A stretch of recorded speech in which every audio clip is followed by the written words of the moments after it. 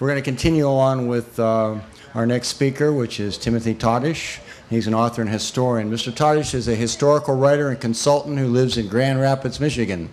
He's a graduate of Michigan State University and has retired with over 27 years with the Grand Rapids Police Department. Mr. Todish has authored and co-authored 9 books, 3 of which have won major awards, and he has recently signed a contract with a New York publisher to co-author an illustrated history of Rogers Rangers, along with his longtime friend, historical artist and author Gary Zabola. Since college, he has been active in historical reenacting and black powder shooting. He worked as a consultant and reenactor extra on the 1991 movie The Last of the Mohegans, and as a consultant and reenactor coordinator for the 1998 History Channel series Frontier, Legends of the Old Northwest. He has coordinated and led historical staff rides for the U.S. Army's elite 10th Mountain Division and the Connecticut National Guard's 101st Infantry Regiment. Please give a welcome to Timothy Todish.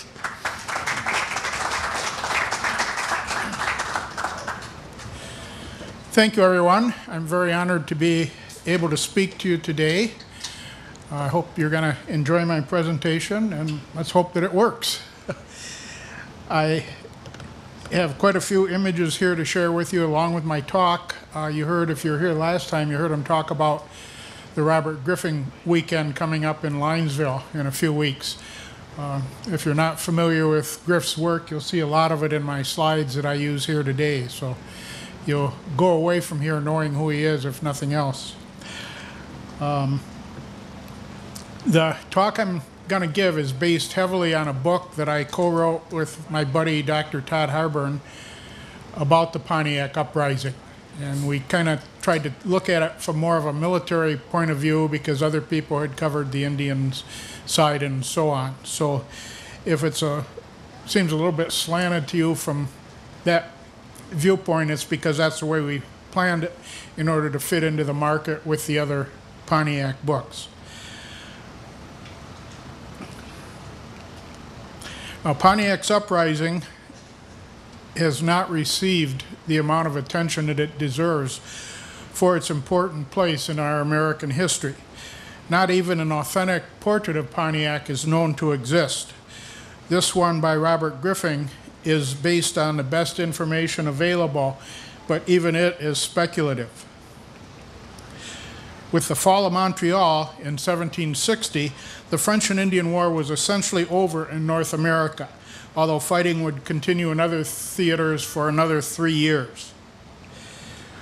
The intrepid ranger, Major Robert Rogers, was chosen to lead the first British expedition into the West to take possession of the French forts and the other territories that Britain had won. Along the way, Rogers reported that he met with a then relatively unknown Ottawa chief named Pontiac. He arrived at Detroit at the end of November and took possession of the fort without incident. He dispatched smaller parties to take Forts Miami and Wyattnon and then set out for Fort Michilimackinac himself. However, bad weather forced him to turn back, and the occupation of the remaining forts had to wait until the following year. Over the next 2 years, the British commander in America, General Jeffery Amherst, found himself under tremendous pressure to economize and reduce troop levels after a very costly war. He is often looked on as one of the villains of the conflict, but I feel that much of that reputation is undeserved. He must surely bear some of the blame for the deterioration of relations with the Indians, but much of what happened was beyond his control and in spite of his best efforts to prevent it. Regardless of the reasons, by late 1762, relations with the Indians on the frontier were at a boiling point. While Pontiac is generally credited with being the mastermind of the coming uprising, the unrest was very widespread. A Delaware Indian named Neolin, also called the Prophet, had been exhorting the Indians to reject the British and to return to their traditional native way of life. However, Neolin was not quite so emphatic about the Indians rejecting the French. On June 16, 1761, a full 2 years before the outbreak of hostilities, Captain Donald Campbell, the commander at Detroit, wrote to Colonel Henry Bouquet that the Six Nations have sent deputies and large belts of wampum to all the Indians from the Bay of Gaspé to the Illinois, inviting them to take up the hatchet against the English. The scheme laid is that the Indians in general shall at one time cut off all communication and stop the roads at Niagara, Fort Pitt, and here, and at the same time seize upon all the goods and horses of the traders at Sandusky. The Indians were angry about reduced presence from the British, restrictive trade policies, and often not even being able to get enough powder and ball to hunt to support their families. Another factor was the disrespect shown them, either real or perceived arrogance, by many British officers and officials. And note that I said real or perceived. It wasn't always all the way it appeared. The Indians were also upset by increasing white encroachment on their lands in spite of the official British policies prohibiting any settlement beyond the Allegheny and Appalachian Mountains. In addition, the Indians were holding on to the hope that the French would send an army from Fort Deschartres down on the Mississippi to help them take back their territory. And this hope was somewhat encouraged by the French, even though if it wasn't official, they didn't necessarily deny it. While many of the complaints were undoubtedly justified, some of the British officers and officials did try to understand and genuinely cared about the Indians. Among them were Sir William Johnson, Captain Campbell at Detroit, and Major Robert Rogers. Still, it is clear that the British failed to properly heed many of the signs of impending trouble. For example, in March of 1763, Ensign Robert Holmes, commander at Fort Miami, wrote to Major Henry Gladwin, who was then commandant at Detroit, that friendly Indians had told him, "We were not to let this belt be known till it arrived at Wiatanon, and then we were to all rise and put the English to death all about this place, and those at other places." Major Gladwin of the 80th or Gage's Light Infantry Regiment would be one of the heroes of the uprising. He was a dedicated officer who had served with distinction during the French and Indian War. His competence and firmness were among the primary reasons that Detroit was able to hold out during the many months of its siege. Hostilities began out in the west at Fort Detroit when on May 1st, 1763, Pontiac and a band of warriors visited the fort under the pretense of meeting with Gladwin. Most of them performed a ceremonial dance in front of Captain Campbell's quarters, while a few milled around the inside of the fort, gathering intelligence. When the dance was over, Pontiac told Gladwin that he would return again in a few days with more of his followers. On May 2nd, a party under Captain Charles Robertson left Fort Detroit in a bateau in order to take soundings in the St. Clair River. They were accompanied by English adventurer Sir Robert Davers in a canoe. When the party reached the mouth of Lake Huron, they saw the banks lined with 300 or 400 Indians. Davers put into shore at the Indians' request and was immediately taken captive. When Robertson's bateau came up, Davers was able to relay to them to keep going and pretend they didn't suspect anything. The Indians opened fire on the bateau and then rushed aboard and captured it. Robertson, Davers, and 2 sailors were killed, and the rest of the party was taken captive. One of the captives, a young civilian named John Rutherford, eventually escaped and later wrote a very fascinating narrative of his experiences. On May 5th, Pontiac held a large council, and it was decided to attack the fort on May 7th. The plan was for Pontiac and 60 trusted warriors to enter the fort under the pretext of meeting with Gladwin, carrying weapons under their blankets. On a given signal, the Indians would fall upon the garrison, taking care not to harm any of the local French habitants. The Wyandots and Potawatomis would encircle the fort, cutting off any British reinforcements and taking care of any English on the outside of the stockade. Somehow, word of this plot leaked to Gladwin. We don't know exactly how this happened, but one of the most likely explanations is that it was through a young French woman, Angelique Collier, whose father Antoine was one of the prominent French traders at Detroit. Angelique was in love with and eventually married the British trader James Sterling. Regardless of how word reached Gladwin, when Pontiac arrived, he found a British garrison of about 130 men on full alert. Gladwin received him politely, and the two talked for a while. When the time came for Pontiac to turn over the wampum belt that he held as a signal to begin the attack, he decided not to go through with the plot. Frustrated and angry that their plan had been discovered, the Indians left the fort, and Pontiac sent messengers to the other tribes, encouraging them to attack the smaller forts in their areas. Here the story becomes rather complex. Many events are going on at different places at the same time.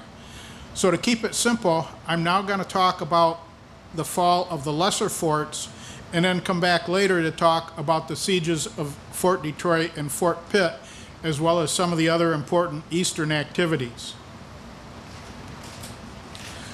Fort Sandusky at Sandusky, Ohio, was the first of the smaller posts to fall. The 15-man garrison was commanded by Ensign Christopher Pauley. On May 16th, some local Indians, accompanied by Ottawa and Wyandotte warriors from Detroit, came to talk. Pauley was well liked by the Indians, and he admitted them to the fort's blockhouse. He was suddenly seized, and the rest of the garrison was killed. Pauley was taken to Detroit and held in the Indian camps, and eventually escaped to the fort on July 4th. The 17-man garrison of Fort St. Joseph at Niles, Michigan, was commanded by Ensign Francis Schlosser. He was warned of potential Indian trouble by a local Frenchman, Louis Chevalier. He first disregarded it, unfortunately. Then on May 25th, a group of Potawatomi came to talk to him. By this time, he was alarmed and paying attention. And he went to the barracks to alert his men, but when he arrived, he found the Indians already in control. He was quickly taken prisoner himself, and all but 3 of his men were killed. The survivors were taken to Detroit, where on June 14th, Gladwin was able to exchange them for 2 Indian prisoners. Fort Miami, which is now Fort Wayne, Indiana, was commanded by Ensign Robert Holmes of the Royal American Regiment. Holmes was a former lieutenant in Rogers Rangers who had proven himself to be an able officer during the French and Indian War. He had been warned of the trouble at Detroit by visiting Frenchmen, as I mentioned earlier, and he kept his 15-man garrison on alert. On May 25th, 3 of his men were captured outside the fort. Then on the 27th, before he even knew of their capture, his Indian mistress came to him and asked him to treat a sick Indian woman. He accompanied her to a cabin about 300 yards from the fort, and as they approached, Holmes was suddenly shot dead. 2 Frenchmen then brought a captured English prisoner to the fort and ordered him to tell the remaining soldiers that if they did not surrender, they would all be killed. After a brief discussion, the garrison surrendered. 4 of the men were taken to Detroit, and the fate of the rest of them is not known. Fort Ouiatenon was a small post on the Wabash River near West Lafayette, Indiana. The 19-man garrison was commanded by Lieutenant Edward Jenkins. Jenkins was seized when he went outside to the post to talk with local Wea and Kickapoo Indians, and the rest of his men quickly surrendered. They had enjoyed amicable relations with the Indians, and no one was harmed. They were taken to Fort Deschartres and then eventually down to Mobile, Alabama. Fort Michilimackinac, located at the Straits of Mackinac where Lakes Huron and Michigan meet, was the largest British post west of Detroit. It was of extreme importance both as a military outpost and as a major fur trade center. Michilimackinac was commanded by Captain George Etherington of the Royal American Regiment. Although a generally competent officer, he failed to heed warnings of possible trouble. He had been advised of impending danger by several people, including the famous French partisan Charles de Langlade and the British trader Alexander Henry. Etherington arrogantly threatened to send the next person who should bring a story of same kind a prisoner to Detroit. He was not exactly attuned to the danger that he was faced with.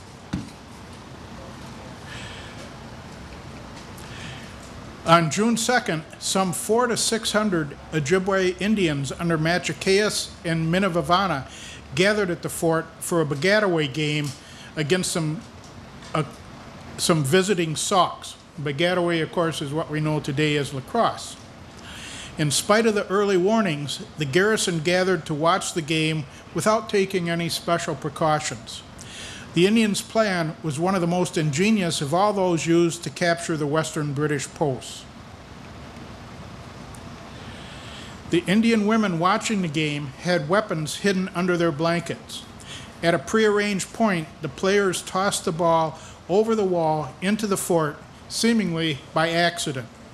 As they ran after it, they took the weapons that the women had concealed and fell upon the unsuspecting garrison. In minutes, 21 of the 35 British soldiers lay dead, and one civilian trader was also killed. None of the French habitants were harmed. Ironically, the local Ottawa were furious at the Ojibwe for not including them in the plan. Langlade, then a loyal British subject, was made caretaker of the fort, while Etherington and the other prisoners were taken to the Ottawa village at L'Arbre Croche, which is modern-day Cross Village south of the Straits along the Lake Michigan shoreline.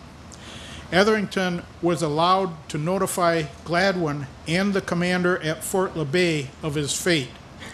After being united with the garrison of Fort LeBay, both groups of prisoners were eventually escorted to Montreal, where they arrived on August 13th. Amherst was very justly critical of Etherington and his subordinate, Lieutenant William Leslie.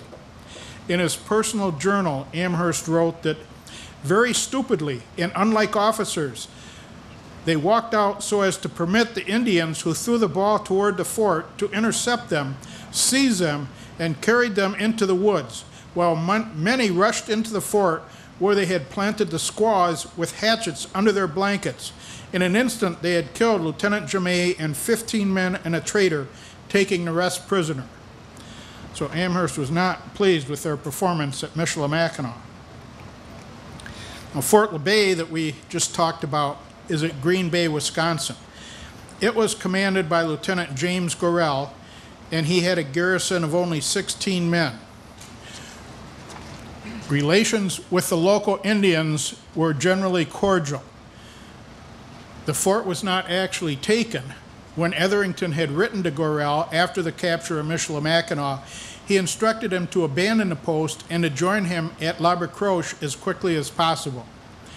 Gorell left the fort in care of the local Indians, who generously offered to provide safe escort to L'Arbre Croche. They left on June 21st and arrived safely on June 30th. As previously mentioned, they were eventually taken to Montreal along with the survivors of Michilimackinac. One thing I'd kind of like to point out at this point, we've been through some of the smaller posts here. The relations at all of these outposts were not always bad. It's surprising the number of ones, even though the Indians took it over, they protected the garrison, no harm came to them, and in this case, they got them to Montreal. From Ouiatenon, they got them down to Mobile.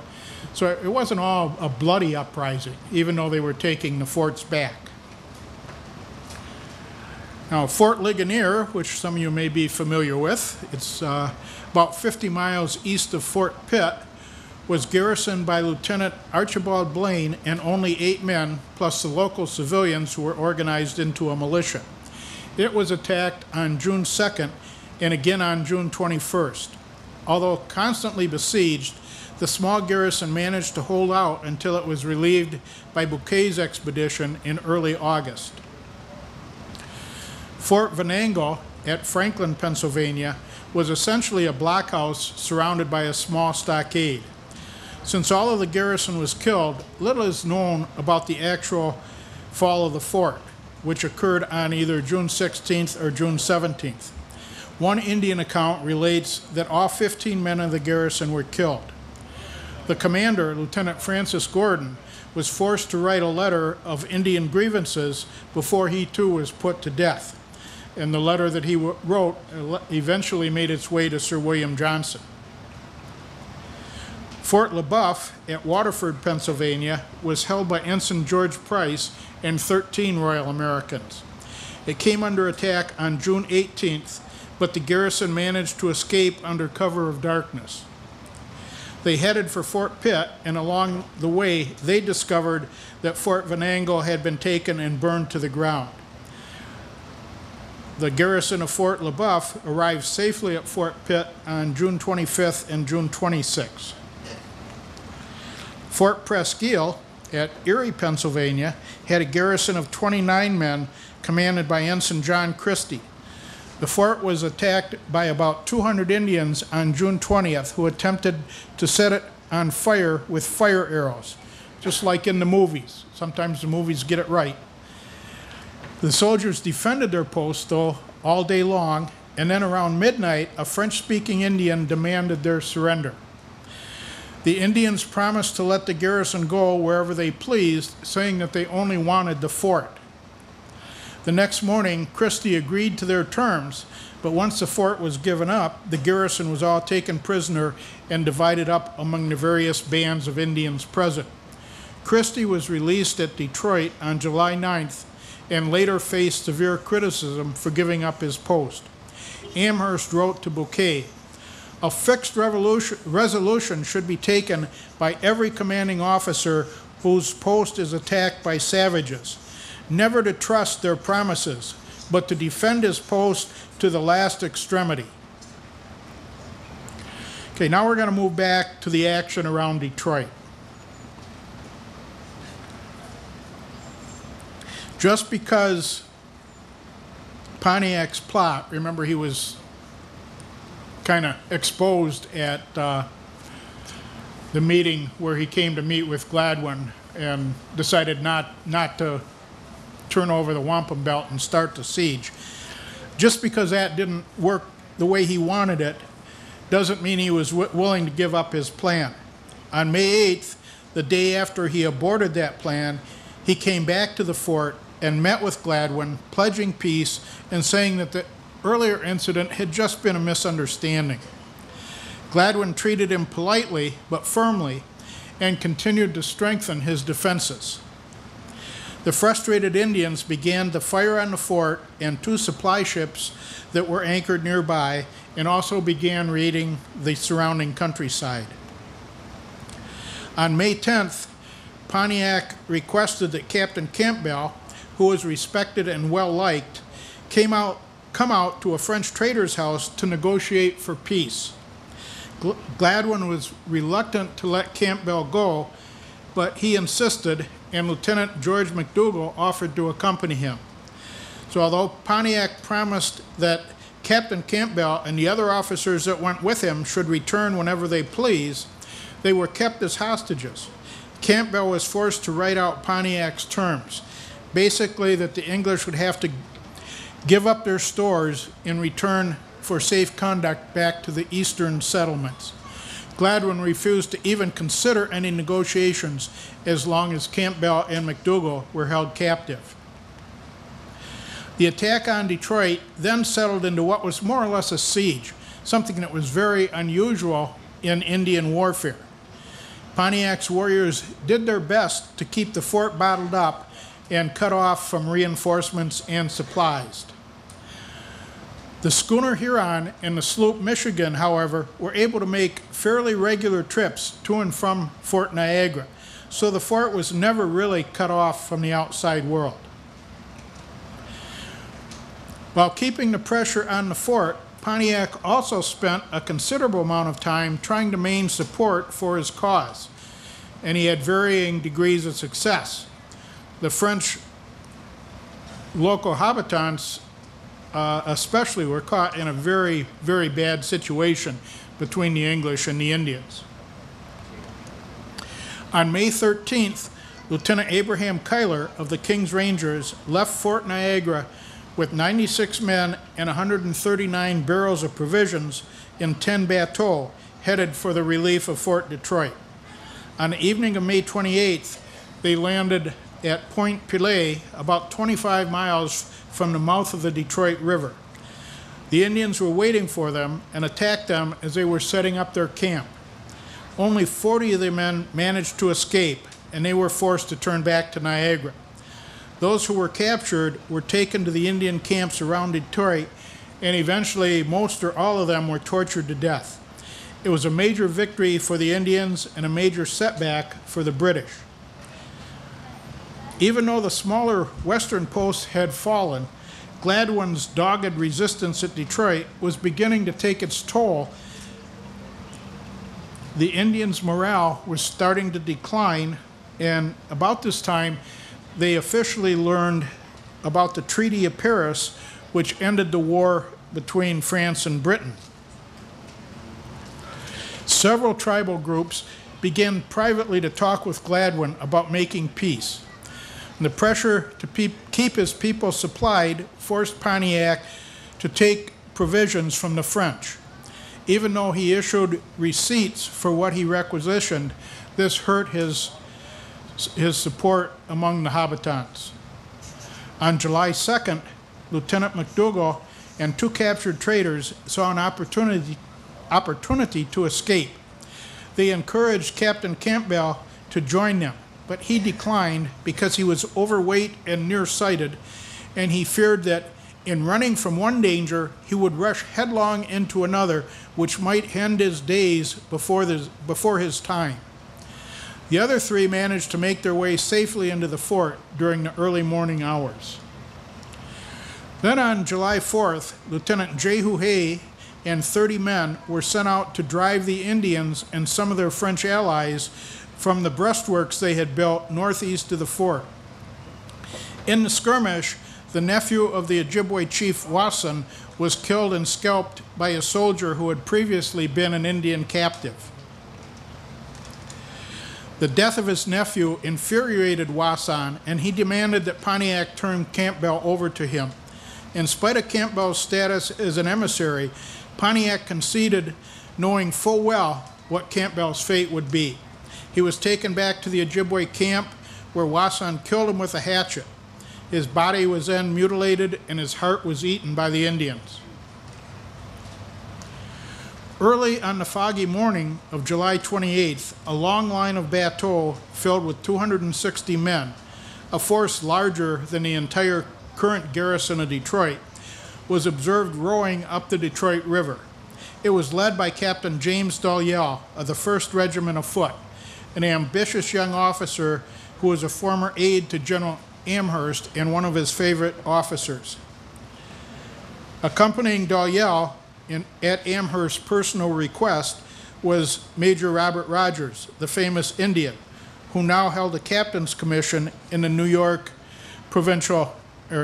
Independent Company. Dalyell immediately pressed Gladwin for permission to strike a decisive blow against the Indians. He proposed a surprise nighttime attack on Pontiac's village. Gladwin was not enthusiastic about this and was especially concerned about keeping any such attempt secret from the Indians. He only reluctantly gave his consent, perhaps because of Dalyell's connection to General Amherst. There is no surviving record of his thoughts. It would be very interesting to know what the experienced Indian fighter Rogers thought of this idea.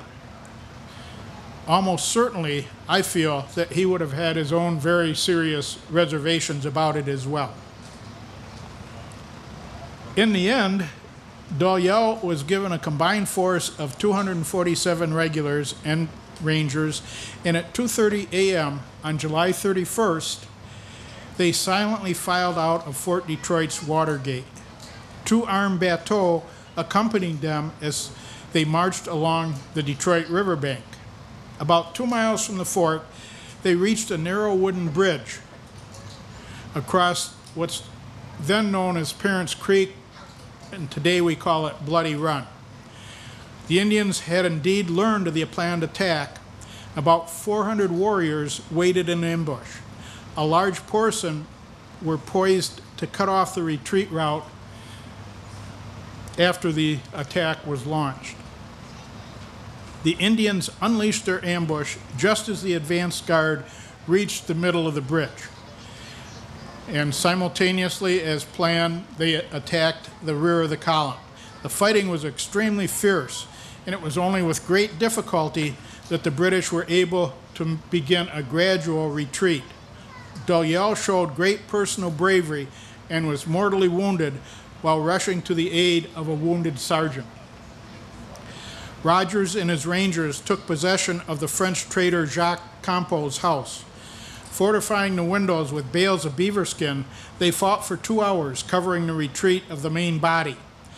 The armed bateau, under the command of Lieutenant Dietrich Bream, came back up the river and laid down a heavy fire, enabling the Rangers eventually to make their own escape. British casualties were heavy, amounting to approximately 25% of their total force, while Indian losses may have been as few as 6 or 7 killed and a dozen wounded. Now we'll go back to Fort Pitt and look at what's going on there. Fort Pitt, as you know, modern-day Pittsburgh, was one of the largest and strongest British forts in North America. Its garrison of roughly 200 soldiers and militia was commanded by a wily Swiss mercenary officer, Captain Simon Ecuyer. Like the western posts, there were plenty of signs of trouble near Fort Pitt before hostilities actually broke out. On May 29th, Indians began to attack local settlers and tried to seal off the fort. Ecuyer tried to send messengers to warn the nearby smaller posts, but they were either killed or forced to turn back. Like Gladwin, Ecuyer was a tough and resourceful officer who was determined that his fort would not be captured. While access to Fort Pitt was limited because of its strength, the Indians did not often attack it. They were largely content with just small sorties and sniping at it from a distance. During a conference on July 26, this came up in our last discussion here in great detail.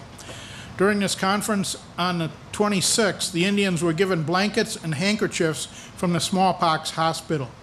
The British were hoping that if the disease took hold, it would force the Indians to lift the siege. The most intense period of the siege was from July 28th through August 1st. And of the attack on July 28th, Ecuyer later wrote, "Only 2 arrows came into the fort, one of which had the insolence to caress my left leg." Well, Ecuyer had kind of a sense of humor, I guess, too. On June 6th, General Amherst ordered the formation of a strong expedition to relieve Fort Pitt, to be commanded by Colonel Henry Bouquet. Bouquet was a Swiss mercenary like Ecuyer and one of the most talented officers to serve in North America. His biggest problem was finding enough troops fit for duty because many of the soldiers had been mustered out after the French and Indian War, and a good portion of those that were left were still sick from service in the Caribbean. The force he finally assembled consisted of about 390 men, mainly Highlanders and Royal Americans. Colonel Bouquet used Fort Bedford at Raystown, which is now Bedford, Pennsylvania, as a staging area for his force at the end of July.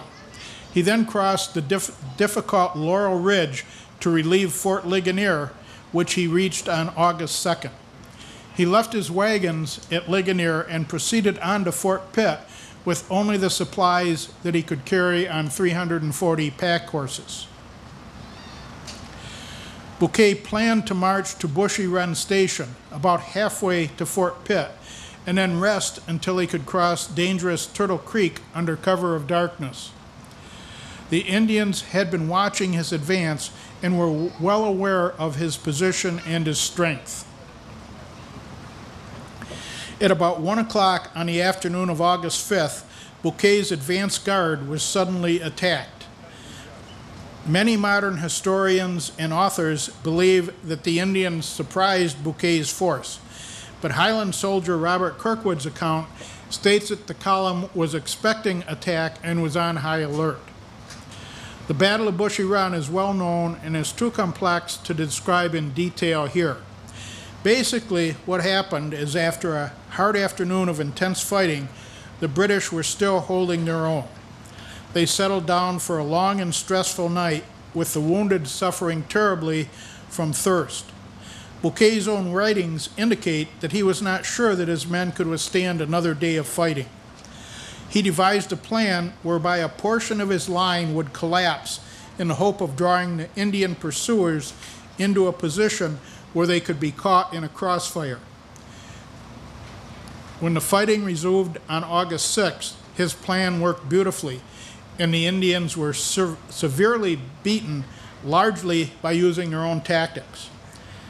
Highlander Kirkwood relates, "The Indians thought we were going to break and run away, and being sure of their prey, came in upon us in the greatest disorder. But they soon found their mistake, for we met them with our fire first, and then made terrible havoc amongst them with our fixed bayonets, and continuing to push them everywhere. They set to their heels and were never able to rally again." The column, although exhausted and having suffered heavy casualties, eventually made its way to relieve the beleaguered garrison at Fort Pitt. About 400 Indians had attacked Bouquet. 20 Indian dead were later recovered, but their losses were undoubtedly greater.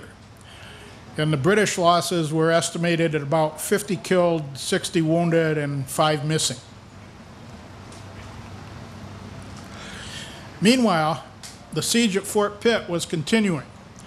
And then at dawn on August 10th, couriers from Bouquet arrived with the news that help would soon be there. The rest of Bouquet's column arrived later that afternoon, and the siege of Fort Pitt was finally at an end.